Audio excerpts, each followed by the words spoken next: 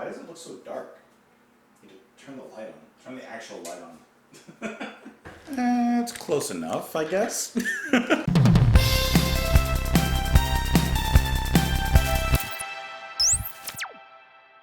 Hey everybody, welcome back to the channel. My name is Justin, and today we're listening to Biko by Peter Gabriel off of his album Peter Gabriel 3, also known as Melt, also known as Half Melty Face, released in 1980. We are finally finishing the album. We are finally, sorry to keep you waiting, finishing the album strong, especially with this song called Biko. This I do know, not the song, but a Steve Biko, South African activist, very important figure, who was murdered while in custody by the police and became sort of, I don't want to say a martyr, but a figurehead of the black movement and of ending apartheid in South Africa. So I already know the story and the history behind it. So this song was definitely something that I was looking forward to. Hearing how Peter speaks about Steve Biko in this song. Of course, you guys are more than welcome to join me on Twitter. You can join me in the comments down below. I hope that you're having a fantastic day. My screen just locked for absolutely no reason. I wasn't even gone that long. And let's do it. This is Biko by Peter Gabriel.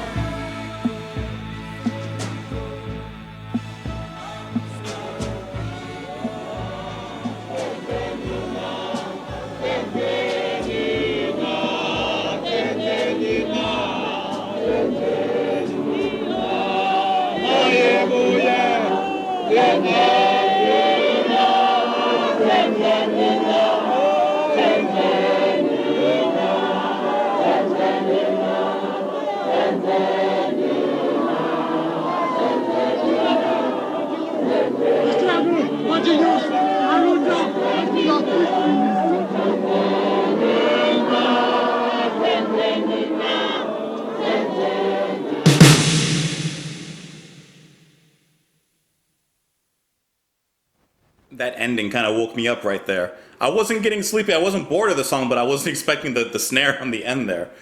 Okay, extremely powerful song. Definitely because of the meaning behind the song. But as always, because of the way that Peter constructs the music.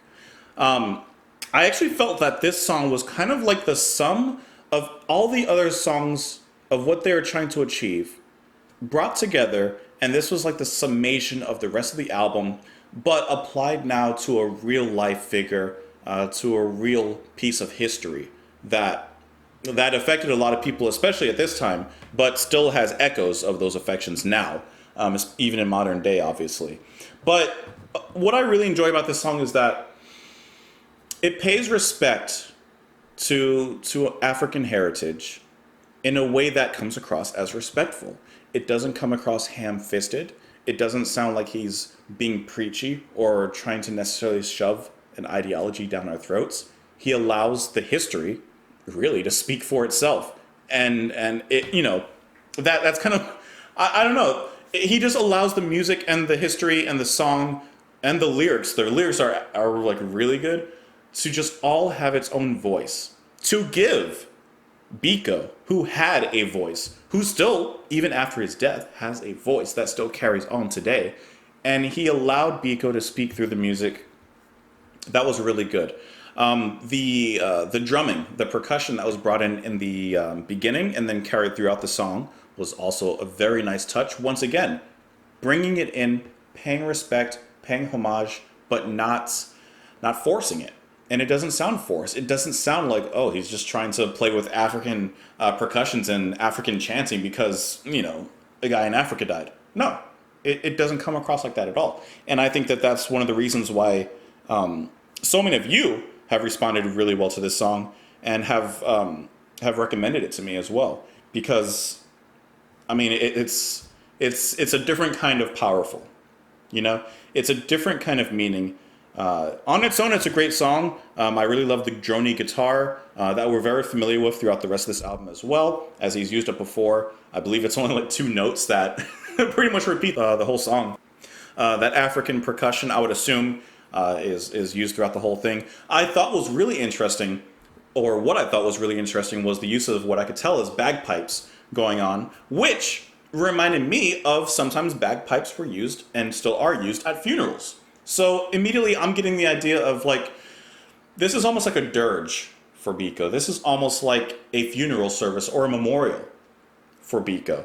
But not only celebrating the life that he led and celebrating his activism and his part in fighting for racial equality, specifically in South Africa, but also a reminder to Biko, wherever he may lie, that his voice still carries weight, that his voice is still echoing to this day. And you kind of got that in the lyrics because, actually I'm going to talk about the lyrics really quick, okay? Because I think they all kind of work really well together. So it has some African language in here as well. And I'm just looking at the translation of the first part, which is the intro. And the words used there are translated, on the day we return, blood will be shed on the day we return. Vorster will weep. Vorster, sorry, R's and W's, apparently V's now, will weep on this day we return. So they're almost like rioting after Biko's death, right? Almost like even after he's dead, like that those actions still carry weight and momentum. And then Peter Gabriel starts to talk really just about the history and about what's going on. September 77, Port Elizabeth, weather fine. Like, it's a beautiful day outside. It's just normal. Business as usual in police room 619. And I would imagine that is the room where Biko was not only interrogated, but likely led to his death due to the injuries he sustained there as he was being interrogated, tortured, murdered, really. The chorus, oh Biko, because Biko. And at the end of the chorus, it says, the man is dead, the man is dead. And there's some more African language that's put in here. Yila Moja, I believe is how it was said, which means come spirit. So once again, it's almost giving this idea that yes, the man is dead, but his spirit lives on. And it's almost like Peter is trying to show Biko in spirit, like, your actions will not be forgotten. Your death was a horrible, horrible tragedy. But because of the life you led, so many more people are going to be motivated. So many more things are going to be righted. So many wrongs are going to be righted because of you. Peter Gabriel talks about his own self-reflection in the second verse. He says, when I try and sleep at night, I only dream in red. He is furious. And he should be. People should be angry at that kind of thing. The outside world is black and white with only one color, dead. Powerful lyrics. The last verse, you can blow out a candle, but you can't blow out a fire. Once the flames begin to catch, the wind will blow it higher. The writing on here is phenomenal. You can blow out a candle, but you can't blow out a fire. You can put out one life, but that one ember can cause a fire to grow, right? Once the flames begin to catch, the wind will blow it higher. I really like that lyric because the wind can affect flames, and you would think that a strong enough wind can blow out the flames. All of the flames will be extinguished. But no, it says that that wind will only blow it higher. So all of those actions, trying to suppress this movement, are only going to make it burn higher and brighter. Good. Now, one of my favorite parts is really after the chorus, the last chorus, where Peter Gabriel says, and the eyes of the world are watching now. That is, to me, one of the most powerful lyrics in this song, because Biko in South Africa.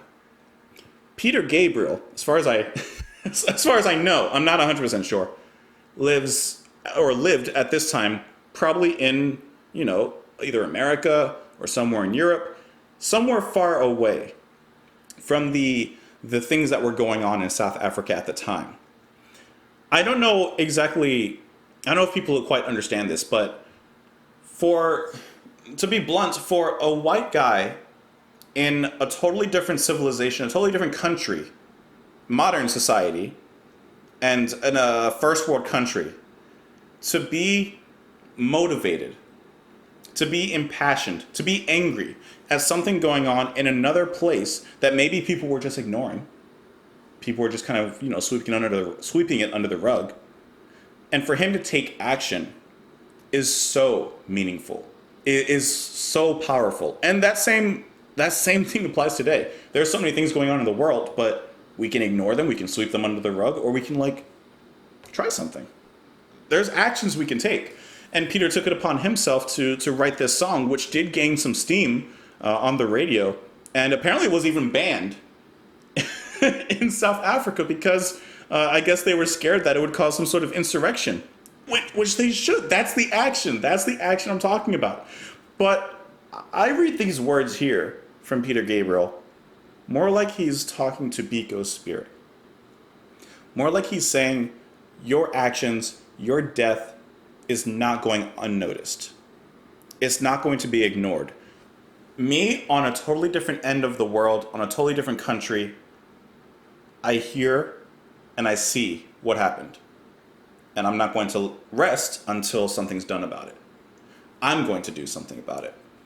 That's extremely powerful. I love the way that he wrote that. And then the last lyrics, which is sung by the crowd, the chanting, is Senzeni na, which I'm looking at the translation, and apparently it's a song which translates to "What have we done? What have we done?" It says a song held on par with "We shall overcome." So once again, something encouraging, something inspirational, something motivating. Like, we allowed this to happen, this man to die. We need to do something about it to fix the problem. So extremely well thought out lyrics. Not even a ton of lyrics, not wordy at all. It's effective in what it does do. It doesn't need to do much. It doesn't need to be wordy or complicated. It just needs to have meaning. It says that Biko reached number 38 on the British charts, and it was positively received. Like I said, it had been banned in South Africa.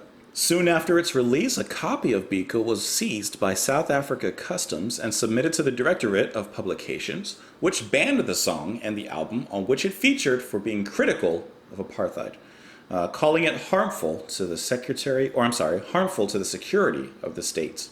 But I can imagine for the people that heard that song or were able to even understand that that song was being played in South Africa, just hearing that someone was trying to help from the outside, it is a powerful thing on its own. That's immense, and that's amazing. It kind of reminds me of the song "Driven to Tears" by the Police, another song that we covered here on the channel. In that taking social action through song from bands and from artists, and trying to use that for something, trying to use that for some sort of good. And then I'm on Peter Gabriel's website, and when there's a question on here that says, "Why the song?" And Peter Gabriel says, "I believe Steve Biko was very important. He could have been a very positive force in Africa and a leader young people all over the world could have identified with. When I heard of Steve Biko's detention on the radio, I was sure that publicity would protect him, right? Everyone knows him. You know, he's on the news, he's on the radio, he'll be okay, nothing's going to happen. World attention had been attracted to the large number of prison suicides, slipping in showers, jumping from windows and hanging. I was shocked one breakfast time to hear of his death and wrote down some thoughts in my diary, which were to be the start of the lyrics 2 years later." So I imagine in the lyrics when he's talking about dreaming in red, this anger boiled in him and it grew in him for a few years before he put this song on the album and before this song came to fruition. So I don't know. I just feel like this is very powerful. You can tell that this was something that really concerned Peter. You can tell that this is his heart on the album and in this song specifically. I just thought that was fantastic. That was great. And like I said, what a great way to end the album. Anyways, I would love to know what you guys thought of the song. You can join me on Twitter. You can join me in the comments down below. I hope that you're having a fantastic day, guys. And I'll talk to you tomorrow. Bye.